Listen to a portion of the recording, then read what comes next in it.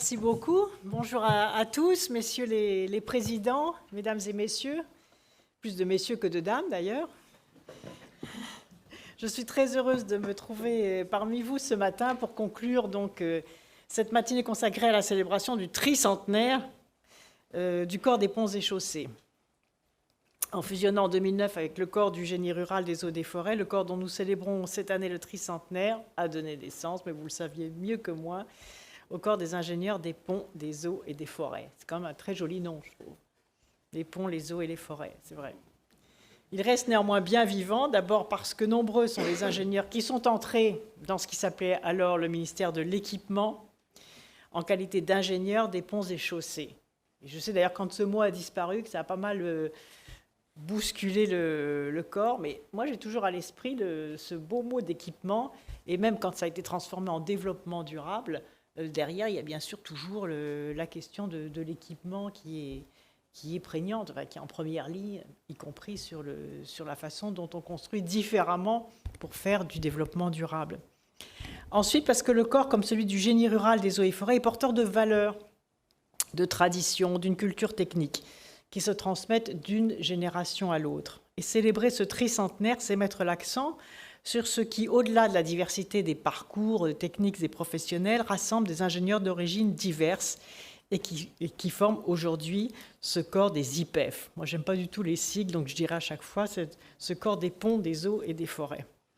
L'histoire du corps des ponts et chaussées, c'est donc celle de tous les ingénieurs des ponts, des eaux et forêts d'aujourd'hui, et tous en sont désormais les légataires. Et quelle histoire, mais j'imagine que vous l'avez peut-être abondamment évoqué ce matin, en 1716. Moi, j'ai regardé, du coup, grâce à vous, très attentivement cette histoire que je ne connaissais pas, que vous connaissez donc sans doute mieux que moi, sur lesquelles vous avez dû échanger ce matin. En 1716, le corps des ponts et chaussées est créé. Il dépend de ces 300 ans, bien évidemment. Il dépend de cette institution au nom étrange, le Conseil des affaires du dedans du royaume, qui était en fait l'ancêtre du ministère de l'Intérieur. Vous êtes donc aujourd'hui des ingénieurs du dedans de la République. Mais je dirais même du dehors maintenant, parce que compte tenu des possibilités de carrière à l'international et des enjeux, j'y reviendrai, planétaires du dérèglement climatique, vous êtes aussi donc des ingénieurs du dehors.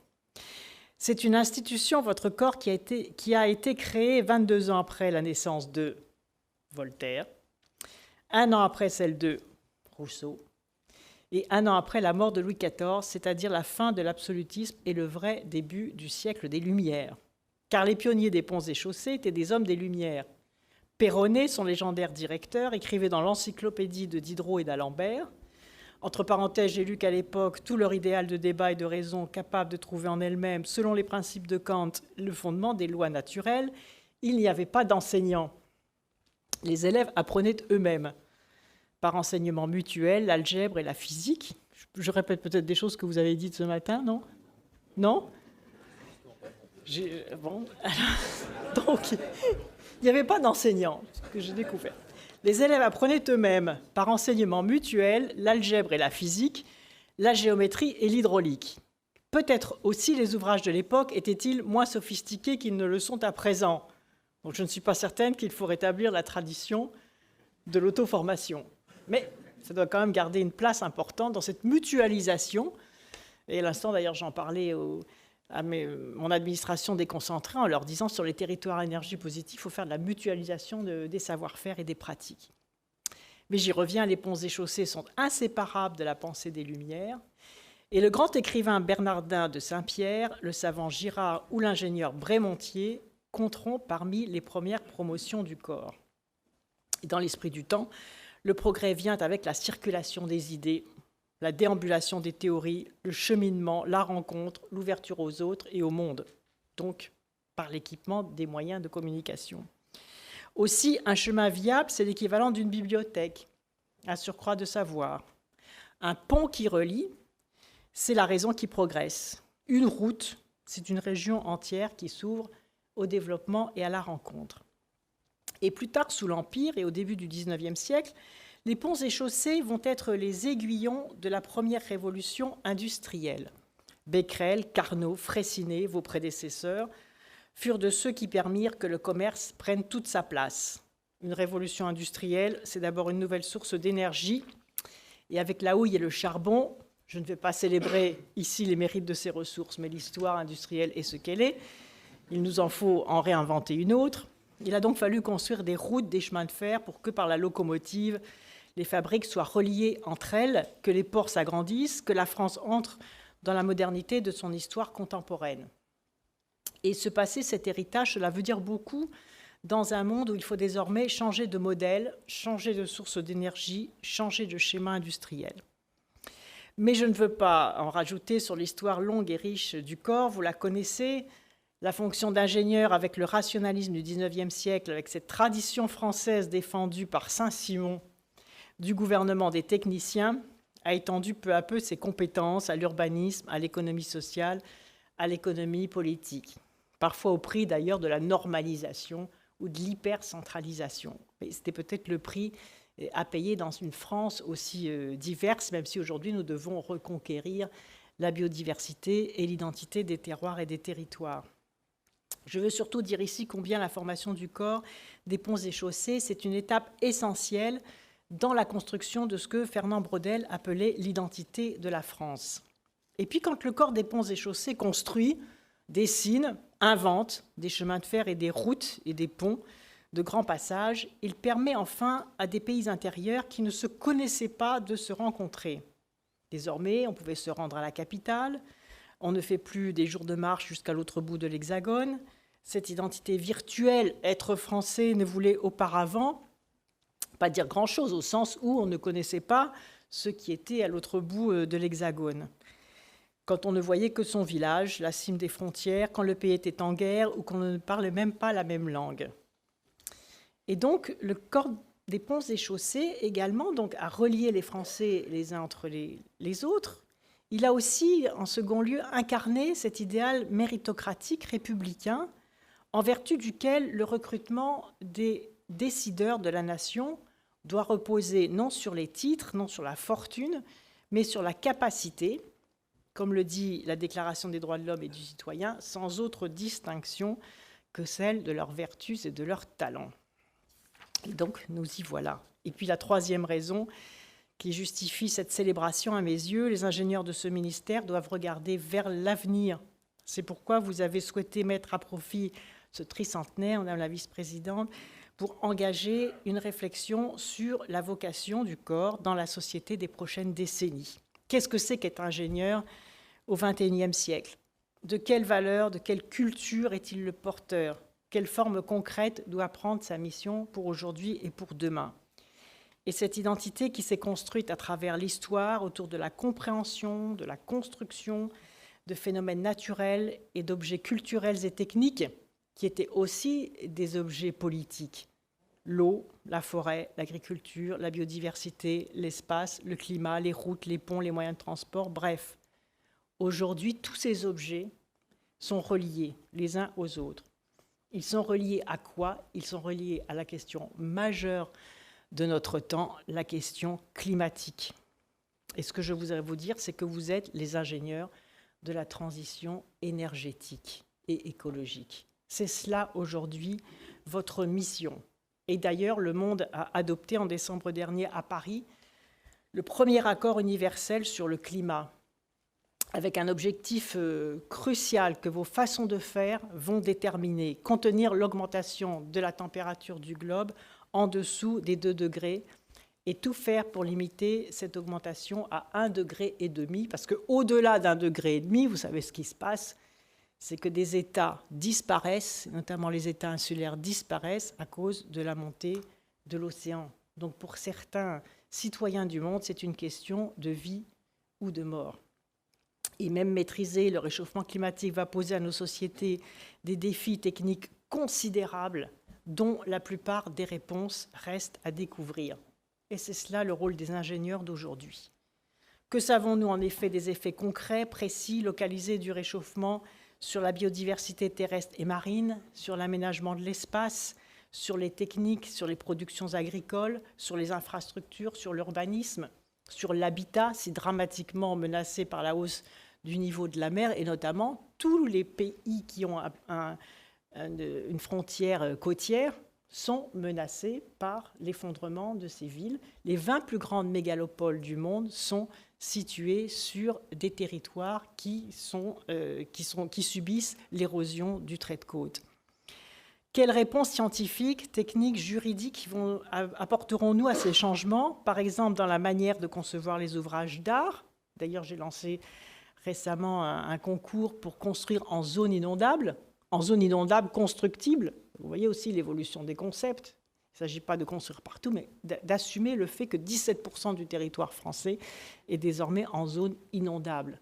Donc, qu'est-ce que cela veut dire en termes de technologie, de conception des choses, d'inscription de ces constructions dans cette stratégie, dans cette dynamique du futur qui ira de pire en pire au fur et à mesure du réchauffement climatique et j'espère de moins pire en moins pire grâce à l'application de l'accord de Paris sur le climat. Comment allons-nous donc concevoir les ouvrages d'art, les immeubles de grande hauteur, protéger les récoltes sans mettre en péril la santé humaine et l'environnement, encadrer ou interdire l'usage de certains produits? Au moment où je vous parle, il y a un débat au niveau de la Commission européenne sur l'interdiction du glyphosate. Je suis particulièrement fière que par ma voix, la France ait voté contre le renouvellement à l'aveugle pour 9 ans du glyphosate. J'espère, je n'ai pas encore le résultat, qu'un certain nombre d'autres pays européens vont également bloquer cette autorisation pour qu'enfin, sur des sujets aussi essentiels pour la santé humaine, on puisse investir dans les produits de substitution. Comment préserver notre littoral de l'érosion, nos côtes des grandes pollutions, etc. Quelles règles d'urbanisme et de construction en matière de prévention des risques d'inondation? Quel système d'assurance? Quelle formation des citoyens? Quelles règles en matière justement d'information et d'usage des produits? Il y a là un champ immense de réflexion ouvert à l'avenir du corps des ingénieurs des ponts, des eaux et des forêts. Et cette réflexion pose la question de l'avènement d'un modèle de production et de consommation donc soutenable, non seulement soutenable, mais également décarboné. D'un point de vue environnemental et énergétique, celle d'une vision de la croissance qui ne soit pas exclusivement quantitative, celle de la promotion d'une nouvelle économie de l'usage et du partage, celle d'un nouveau modèle de société qui reste largement à inventer, et notamment dans les pistes très prometteuses de l'économie circulaire, qui fait partie aussi intégrante de la loi de transition énergétique. Un certain nombre de sujets très techniques sont au cœur de l'action publique. J'en ai évoqué quelques-uns, la COP21, la préservation de la biodiversité, la transition énergétique, les transports propres, l'efficacité énergétique des bâtiments, l'économie circulaire, les énergies renouvelables et la santé liée à l'environnement et bien évidemment l'alimentation saine et toutes les questions liées aussi à la gestion de l'eau, dont la raréfaction à l'échelle mondiale est le principal problème des crises humanitaires et même des guerres qui seront déclenchées dans les années qui viennent. Il y a aujourd'hui davantage de réfugiés climatiques, donc de déplacements massifs de populations dus au réchauffement climatique, à la raréfaction de l'eau, à la déforestation, à l'appauvrissement des sols, que liés au conflit en tant que tel. Donc c'est vous dire les enjeux qui sont les nôtres aujourd'hui. Ces sujets ont des compétences bien évidemment sociétales, économiques, financières, mais aussi éminemment techniques, qui en font des questions très complexes. Et les pouvoirs publics, les États, les collectivités territoriales ont besoin de profils capables d'éclairer les décisions publiques relatives à ces questions neuves et complexes. Et la principale justification de l'existence d'un corps comme le vôtre, contrairement à ce que le nom de corps pourrait laisser à penser, est tout sauf corporatiste. S'il ne s'agissait que de gérer les avancements et les rémunérations de ses membres, nous n'en aurions pas besoin, mais c'est bien plus que cela que votre mission, c'est d'être capable de disposer d'une autorité qui peut fabriquer ces profils que le système éducatif ne produit pas spontanément, puisque par définition, les connaissances avancent toujours. C'est-à-dire, à peine sorties du diplôme, déjà les choses ont changé. Les nouvelles technologies sont là, les nouveaux problèmes surgissent, etc. Et les choses vont très vite. Et donc cette capacité aussi d'adaptation et de maîtrise des nouveaux sujets qui surgissent au regard notamment des questions climatiques. C'est un élément clé qui prouve à quel point votre corps est utile.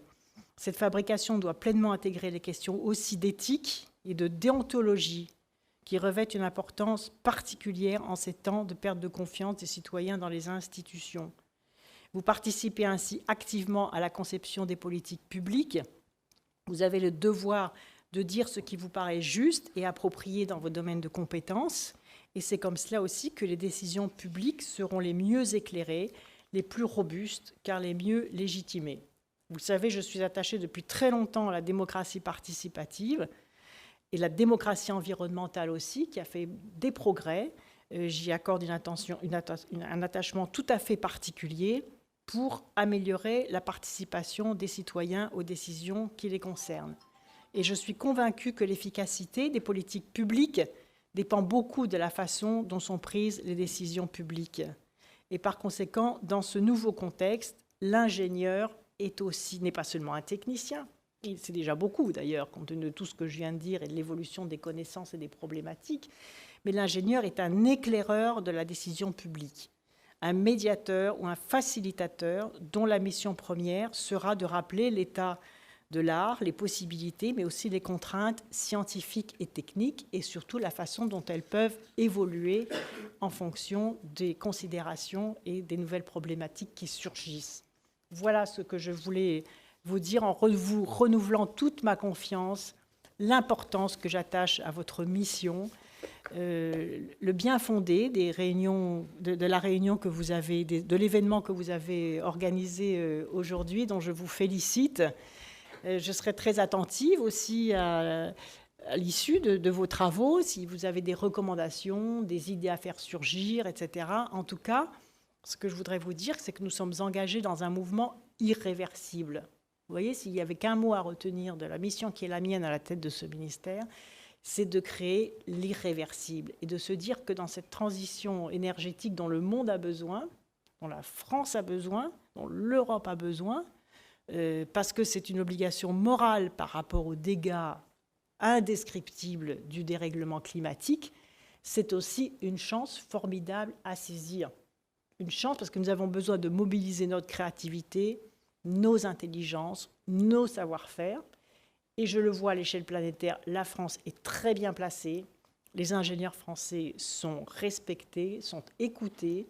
Dans l'ensemble des coalitions que j'ai eu l'occasion de créer dans le cadre de la COP21, que ce soit la coalition bâtiment, la coalition des villes durables, la coalition sur les énergies renouvelables, la coalition sur le prix du carbone, la coalition sur l'innovation dans laquelle la France a été à l'offensive pour créer ces grandes coalitions qui rassemblent des pays, qui rassemblent des filières industrielles, qui rassemblent les grandes administrations du monde. J'observe, j'en avais encore récemment la démonstration sur toutes les questions liées à la gestion de l'eau, non seulement à la lutte contre la pollution de l'eau, mais aussi à la gestion de l'eau en tant que telle, sur le modèle français de la gestion de l'eau, qui est en train d'être regardé, par exemple, dans un continent comme le continent africain. Nous avons donc aussi à faire des transferts d'ingénierie, des transferts de savoir-faire, des transferts de pilotage, des transferts de compétences. Et je veille à ce que la France garde, par ses ingénieurs, et par sa grande administration, et les grandes entreprises aussi, parce qu'il y a des passages entre les uns et les autres, garde ce rayonnement international, car plus que jamais, non seulement nous en avons besoin, mais en plus nous avons une responsabilité majeure pour avoir été à l'offensive de l'accord sur le climat, responsable de l'application de cet accord, et surtout des actions concrètes qui doivent être mises en application pour que nous puissions rendre des comptes sur la façon dont nous avons réussi à mettre en mouvement de façon irréversible la révolution énergétique et numérique que notre temps attend. Je vous remercie de votre attention et je vous dis bonne route.